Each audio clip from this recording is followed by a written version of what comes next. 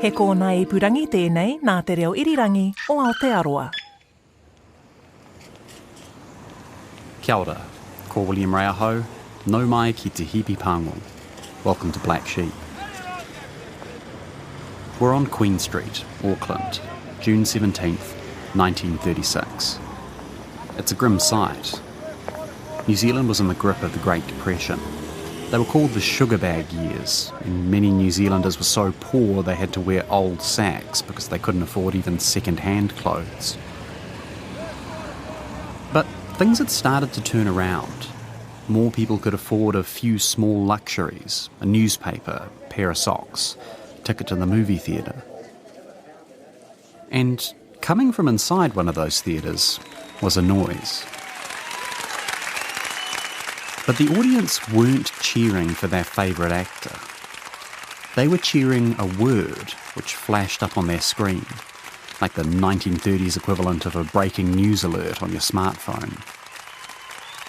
The word was guilty.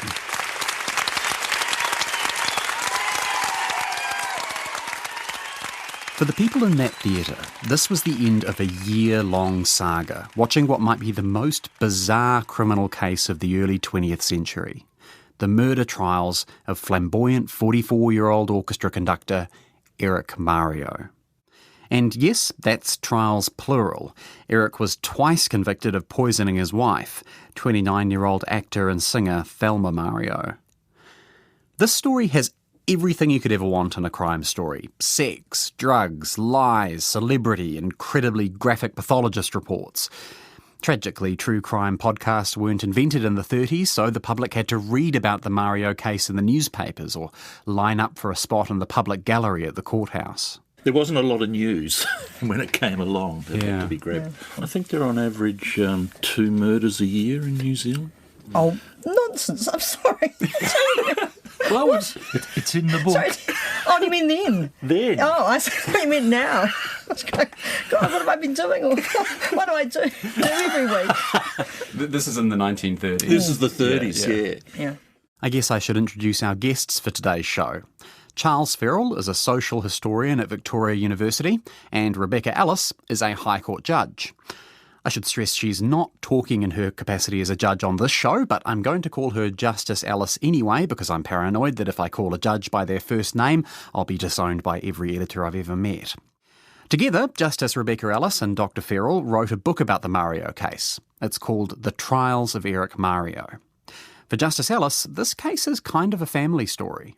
I grew up in the house that was owned by Rex Mason, who was the Attorney General at the time of the Mareo trials and who was a very passionate Mareo supporter. My father, who was also in the law, got interested in the case and he just thought it might be worth having a look at. So I got all the files out of archives in those days and never really did anything with it until I mentioned it to Charlie about 20 years ago. Our story begins around 1 o'clock in the afternoon, Monday the 15th of April, 1935. There's a phone call to the office of Dr. John Drieden, an Auckland physician. On the other end was 25-year-old Frida Beatrice Stark. Yeah, that Frida Stark, one of the most well-known figures in the history of New Zealand show business. In World War II, she became famous for dancing in a feather headdress, gold paint and a G-string in front of US sailors. They called her the Fever of the Fleet. But in the 1930s, Frida wasn't famous. She was learning ballet and working towards her advanced certificate from the New Zealand Dance Academy. Anyway, Frida told Dr. Drieden that her friend, Thelma Mareo, was badly unwell. She'd been unconscious for the better part of 3 days. Dr. Drieden arrived at the Mareo house in Mount Eden around 3 p.m. He was greeted at the door by Frida Stark and Thelma's husband, Eric Mareo. Eric looked drawn and pale. Frida was clearly distressed. Thelma was lying in bed, unconscious. Frida later described her like this.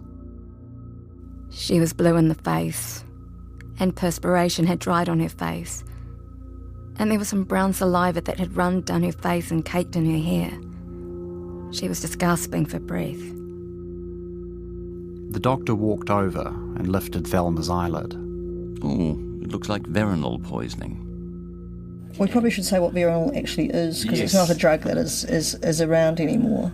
It's a form of barbiturate, isn't it? I think it is, and it was used for sleep, and it was quite notorious, I think, for its side effects and its addictive qualities, which is why it's not used anymore. It features, I think, in other murder cases. It does, yeah. There's veronal's referred to in a bunch of other cases as well, but it's picked up in a literary way as well. There's a number of novels and plays that refer to veronal.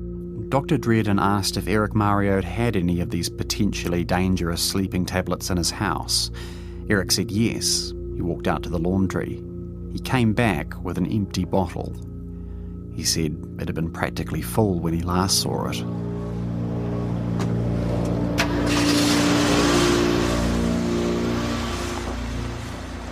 Dr. Dredden rushed Thelma to hospital. Eric went too. When they arrived, Dr. Dredden gave his diagnosis of veronal poisoning. But Eric Mareo told the doctors he didn't think it was veronal. He said Thelma had taken a different drug. He said she bought it from the chemist a couple of days earlier because she was worried she might be pregnant. In any case, it was too late. Thelma Mareo died 2 hours after admission. An hour and a half later, Eric called his assistant, Eleanor Brownlee, who drove him home.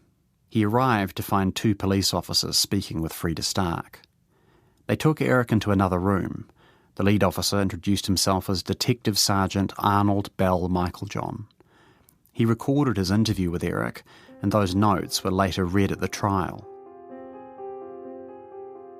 Michaeljohn started by asking why Thelma had access to so much veronal. Do you think I'm a murderer? Michaeljohn switched tack. Did Eric Mareo use veronal himself? Do I look like an addict? Michaeljohn walked to the door and brought in Frida Stark. Miss Stark has stated that she asked you to call a doctor for your wife several times. I don't remember that, my dear. Detective Michaeljohn asked about the mystery drug Thelma had taken, the one Eric claimed she had bought from the chemist because she thought she might be pregnant. Miss Stark has stated that you told her you had bought a bottle of dope from the chemist for your wife. You are mistaken, my dear. Eric Mareo took the detectives out to the laundry where he kept the veronal. They found 1 empty veronal bottle, 3 empty whiskey bottles, and an empty pill box. Eric said this was the box his wife had got from the chemist. I feel like a criminal. Is there anything in this to hang me? I feel like going and hanging myself, bringing all this veronal into the house. Over the next few months, there was an inquest into Thelma's death. As Dr. Dredden had suspected, all signs pointed to veronal poisoning. The police later found 2 more empty veronal bottles in the garden. Eric admitted buying the drug to use himself, even though it had been made illegal a few weeks before Thelma's death. Then, on September 2nd, 1935, Eric Mareo was arrested and charged with murder.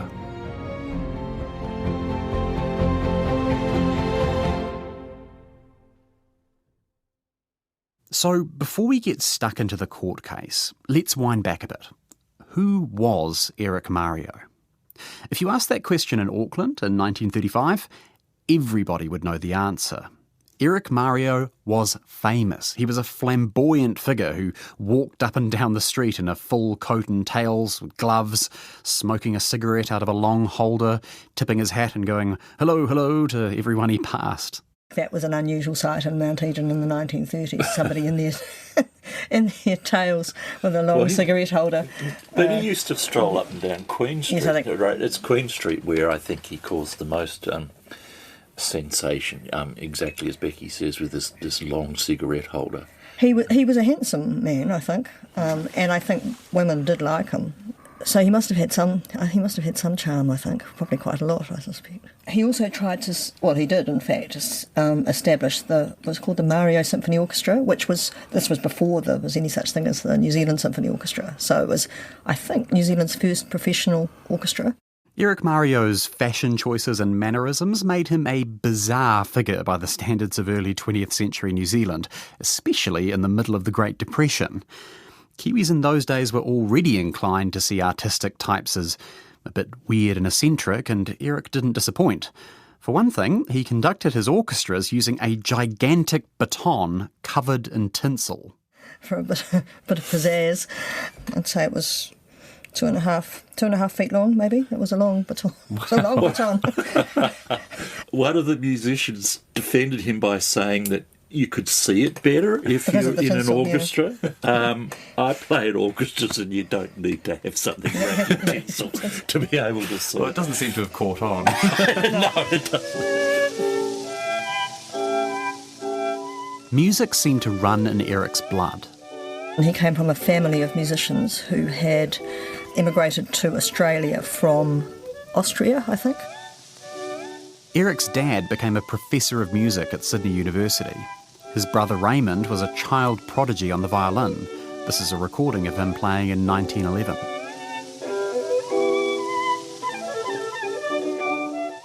And Mareo himself went back from Australia to study music in Europe.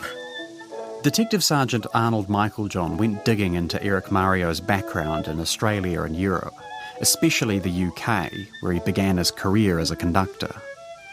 What Michaeljohn uncovered was a scandalous series of relationships with wealthy women. He was sort of painted as being potentially a little bit of a con man, sort of marrying women for their money. I think he's a total grifter. Yeah. I think that's probably what we call him now in a way. Yeah. Because he had no money, and so he needed to do something to get money. I mean, he worked, he tried to make money out of music. I think he did get some royalties from the music that he wrote, made a bit of money from the productions he put on, but he was really very poor, and I think he probably quite liked the high life, the champagne and the cigarettes and possibly the drugs as well. In his testimony to the court, Detective Sergeant Michaeljohn summarised Eric Mareo's first dodgy relationship. About 1913, when Dr. Herbert Edward Gray, late of Esher, Surrey, and his wife were staying at the seaside, they met Mareo. Mrs. Gray ran away with Mareo. When Dr. Gray heard of his wife's pregnancy, he insisted that the child should be born in his house. He took her to Esher, where Elizabeth Patricia was born.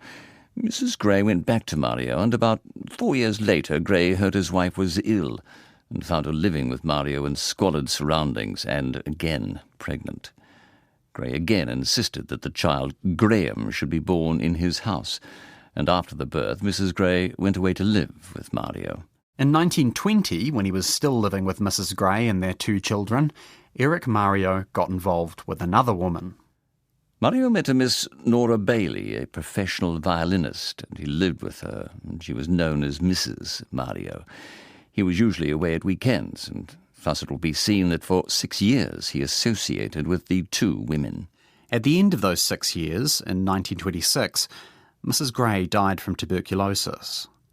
Dr. Gray was pretty generous about this whole situation. He helped pay for the upkeep of Betty and Graham, who were legally recorded as his children, even though Eric was their biological father. And Eric seems to have exploited this. In March 1930, Mareo demanded from Dr. Gray £91 to settle some debts for board for the 2 children. Instead, Mareo spent all his money in purchasing a motorboat. Mareo left for Sydney in December 1930, owing school and hotel fees for the 2 children. So, Eric Mareo left Dr. Gray and Nora Bailey behind in the UK and went to Sydney with his 2 kids, Betty and Graham. While in Australia, Mareo conducted orchestras in Sydney on his arrival there, but for about 18 months he was out of work. This wasn't all that surprising. The Great Depression was starting to bite. Fewer and fewer people could afford orchestra tickets. Instead, Eric supported himself and his kids by getting into a relationship with another woman. He became engaged to a Miss Eileen Stone, a professional dancer. During the engagement, he borrowed about £300 from the mother of Miss Stone. This woman says she practically kept Mareo and the two children for the 18 months he was out of work. He contracted debts in Sydney and was also known as a heavy drinker. An orchestra leader in Sydney told Mrs. Stone that Mareo was known to them as the gentleman crook. It was around this time that Eric Mareo met Thelma Trott, a beautiful actress, 17 years younger than himself, with a small family fortune. Together, they travelled to New Zealand, where they put on opera and orchestral performances. He is the conductor, she is the leading lady. And that's not all they did together. While still engaged to Miss Stone, Eric Mareo married Thelma Trott on the 18th of October 1933. Miss Stone, on being informed that Mareo had married in New Zealand, became hysterical. But this wasn't some kind of whirlwind romance. Eric said his marriage to Thelma was a marriage of convenience. She marries him with £500. He gets the £500. He needs to put on these performances, in particular an opera, a popular opera at the time, the Duchess of Danzig. This requires money. And the trade-off, I think, was that she got to be the leading lady in the shows. And they get to live as they like, I suppose, in terms of their private life, I think. Yeah, their private lives. In his first interview with Detective Sergeant Michael John, Eric Mareo said this. Look, I don't want this to go down, but between us, my wife is fonder of women than of men. You know what I mean? Just a tip. If you were ever talking to the police about a suspicious death, it's usually not a great idea to ask them to keep a key piece of evidence just between us. Anyway, the police dutifully recorded Eric's words. Then, in a later interview, they asked him how he knew his wife was a lesbian. I knew definitely through having been told by my wife before we were married that she was a lesbian.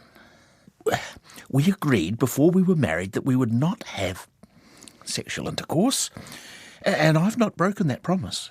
Now, we're going to get more into this later on, but this accusation seems to have left the police officers confused. I had not known the word lesbian or its meaning. But Eric Mareo was happy to explain. He handed over romantic letters his wife had received from a woman in Australia. I shall never forget that I've held you close in my arms and that I've been proud to think myself your lover. Eric also showed the police some nude photographs of a woman which his wife liked to look at. And that woman was none other than Frida Stark. Decades later, when she came out as openly gay, Frida confirmed that she and Thelma had, in fact, been lovers. Here's how she put it in an interview with an oral historian. That rotten old Mareo, because he knew everything being in show business, and I used to sleep with Thelma to keep her company while he was playing the orchestra. He came home this night and everything was dark, and I knew he was there. I was fast asleep, pretending to be, and he came in and he grabbed the bed covers and switched it off right like that, and we were looking so proper, so innocent. And we'd had a lovely evening, but he was just a little bit too late. So not only was Thelma in a relationship with Frida, Frida had basically moved into their house, and Eric Mareo knew all about it. He said he knew about it before they were married. Is that true? We don't know. Did he mind? We don't know that either. But these kind of marriages of convenience weren't all that unusual at the time. Frida herself later married a gay man called Harold Robinson before she came out. As for Eric Mareo's sex life, well, he had a reputation as a ladies' man, but he may not have actually been sleeping with anybody at the time Thelma died. Justice Ellis and Dr. Ferrell got this story when they interviewed one of his lawyers, Trevor Henry, who was Mario's junior counsel at the trials. He said Mareo had told him that he was taking so much Veronal that it made him impotent. At the time of Thelma's death, Eric was drinking alcohol and taking Veronal virtually every day. In fact, he told Trevor Henry that he was so drunk and stoned in the final few days of Thelma's life, he could barely remember what happened.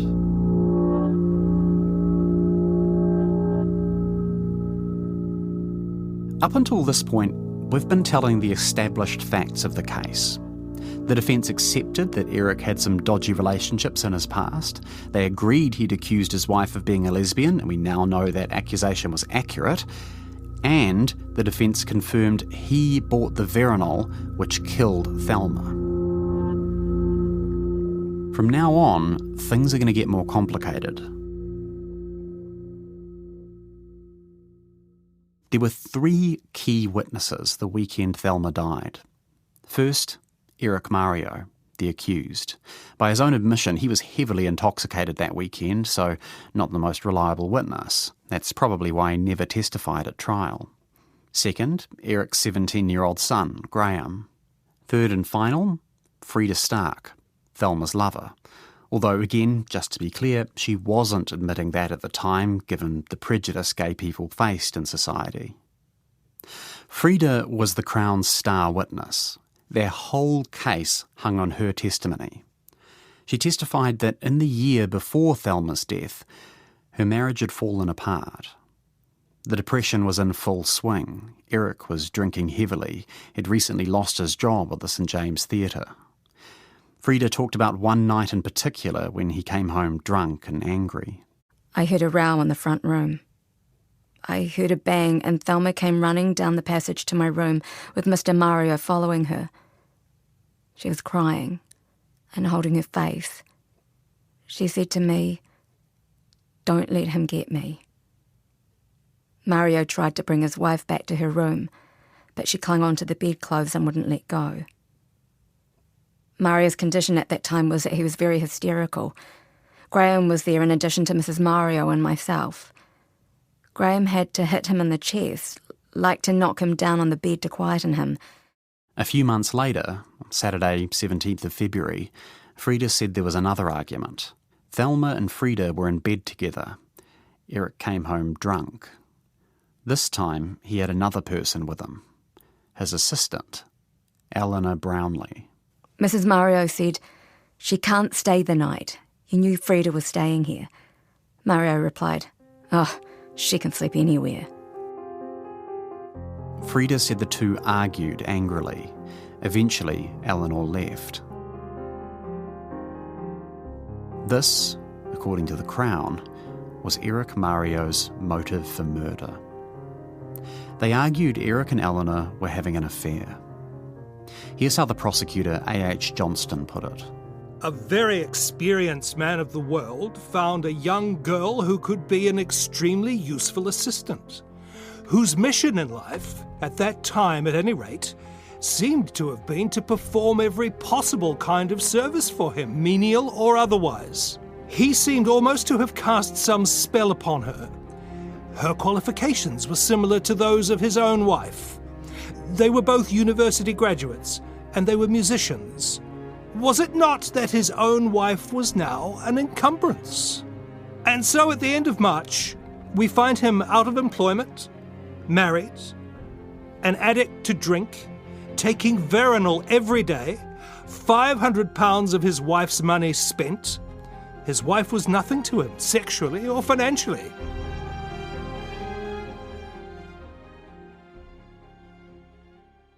So, Eleanor Brownlee came from a rich family, and we know Eric was a bit of a grifter, so maybe Eleanor was his new mark. But there was no actual evidence of an affair. Eric and Eleanor both denied it, so did Eric's daughter Betty. Nobody ever caught the two in a compromising position or noticed them sneaking off together. The most suspicious thing was that Eleanor sometimes drove Eric home when he was drunk and sometimes washed his clothes for him. What's more, as Justice Rebecca Ellis mentioned, Eric Mareo may not have been capable of having a sexual affair because his Veronal addiction had made him impotent. And Justice Ellis has another reason for doubting the story of an affair. All Eric Mareo's previous partners were beautiful, glamorous women. This sounds awful, but she was much too plain. I mean, I think he said that. She was quite plain. She was a keen musician herself. She wanted to learn from Mareo. And there's no doubt that there was a serious professional, personal friendship happening there. Anyway, this was the Crown's explanation of Eric Mareo's motive, and they had another suspicious detail. The Friday before Thelma died, Eric gave an envelope to his daughter Betty. This was written on the front. Only to be opened in the event of my death. Inside, Eric revealed that he was not Betty's legal father. Remember, she and Graham were both legally recorded as the children of Dr. Gray. The letter went on. I solemnly swear that what I am telling you now is the absolute truth. Although I've made a failure of my life, I've tried to do the best I could for you. So think kindly of me if you can, sweetheart. I love you. God bless you and protect you always. Your loving Daddy. The fact Eric gave Betty this letter just days before Thelma died looked deeply suspicious to the prosecution. As they explained to the jury, it showed his frame of mind on that night. On our submission, it was a letter of farewell and indicated the writer was intending to do away with himself. But this letter isn't exactly a smoking gun. It's more confusing than incriminating, because it makes no sense to say that Eric was planning to start a new life with Eleanor Brownlee and simultaneously planning to commit suicide. Let's get back to the single most important question the prosecutors had to answer. How did Thelma Mareo overdose on Veronal? The Crown said Eric gave her the drug twice. The first dose was on the night of Friday the 12th, 3 days before she died. The police spoke to two of Eric's neighbours, who said he admitted giving her Veronal that night. Thelma had been feeling unwell, so she took the drug voluntarily to help her sleep. The next morning, Saturday the 13th, Eric got up early and had a bath. His son Graham heard a couple of bumps in the bedroom. He went in to find Thelma clinging to the dressing table, swaying and mumbling incoherently. They put her back to bed, where she slept for most of the day. She only woke later that afternoon. By this point, Frida Stark had arrived. She and Graham tried to keep Thelma awake and talking. She was conscious, but barely able to keep her eyes open. Then, Eric Mareo came in. He brought a cup of hot milk in with him and a plate with a slice of dry bread. Together, they encouraged Thelma to take a bite. She chewed the mouthful that she had and swallowed it. I then gave her a drink of the milk. I held it in my own hand, and she drank not quite half a cup. Then when I was giving her the last lot, she was getting very drowsy. She closed her teeth and wouldn't have any more. Next, they took her to the bathroom. She wasn't capable of walking on her feet. She was dragging them, so we practically had to carry her out. By the time I got Graham to help me back with her, she had fallen fast asleep. The household went to bed. Frida got under the covers with Thelma. Eric slept in a chair next to the bed. Frida couldn't sleep. She said Thelma was gasping and gurgling. She tried to wake her, but couldn't. Thelma stayed unconscious all Sunday. Frida repeatedly urged Eric to call the doctor, but he refused. He said to let her sleep. Thelma never woke up. The next day she was dead. According to the Crown, Eric Mareo had killed her. He's meant to have laced a glass of milk with Veronal and given it to her, and that was what sort of, as it were, finished her off. This is the same glass of milk Frida Stark helped Thelma drink on the Saturday night. It's at the centre of the entire trial. There definitely was a glass of milk. Whether or not veronal was in it is a different matter.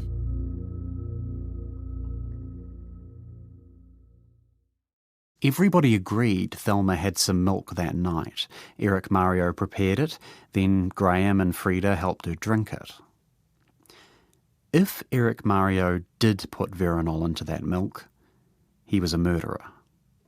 By that point, Thelma was barely conscious after the first dose of the sleeping drug on Friday. There was no way you'd give someone in that state a second dose unless you were trying to kill them. So, was there veronal in that cup of milk? Well, the cup was never tested for residue and nobody actually saw Eric put anything in it. But the Crown called 3 medical experts, including a world expert in toxicology, Sir William Wilcox. All 3 testified there must have been a second dose. The key fact was that after the dose of veronal on Friday night, Thelma woke up on the Saturday. That meant she'd recovered from the dose she took on Friday. As the experts explained, it was medically impossible for her to then relapse into a coma from this point. Unless, that is, she had a second dose. So either Thelma took more veronal herself, or someone else gave it to her. The Crown submitted that the first option was impossible. Why would she take another dose of veronal if she was already barely conscious? So somebody had to give it to her, and the only person with a motive and opportunity was her husband, Eric Mareo. And feeding into this theory that he's deliberately poisoning her, he repeatedly refuses to get her a doctor when she clearly needs one, and acts pretty suspiciously immediately after her death. Having heard all this evidence, the jury retired to deliberate. Several hours later, they returned with a verdict. Guilty, but with a strong recommendation for mercy. But for a murder conviction, there couldn't be any mercy. Eric Mareo was sentenced to be hanged from the neck until dead. The case was appealed. The evidence was heard all over again, this time in front of Justice Callan. Again, the jury found Eric Mareo guilty. This time there was no recommendation for mercy. Eric stepped back in shock. He turned to his daughter, standing in the gallery. Betty. Betty. The registrar asked if Eric had anything to say. I have been sentenced on the lying word of Frida Stark. I ought not to say that, but what can I say? Nothing more. The judge donned his black cap and sentenced Eric Mareo to death.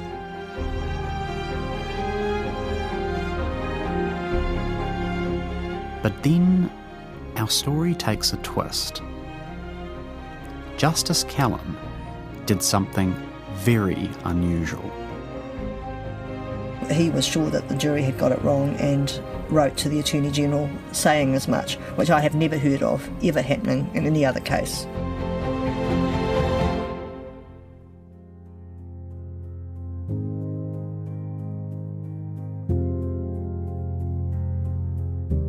The thing is, until now, we've been telling you the Crown's version of what happened that fatal weekend. In our next episode, we'll look at Eric Mareo's defence. He must have had a bad conscience about so many things, but killing his wife was not one of them. In this version of events, Eric Mareo isn't a cold, calculating killer. He's an innocent man, and Frida Stark is a liar. Lies are so difficult, aren't they? I often think that even if people are lying, half the time they don't necessarily think that they are. Plus, we'll be introducing a new villain, the New Zealand media. It was in full nauseating tabloid mode, not just during the trials but afterwards.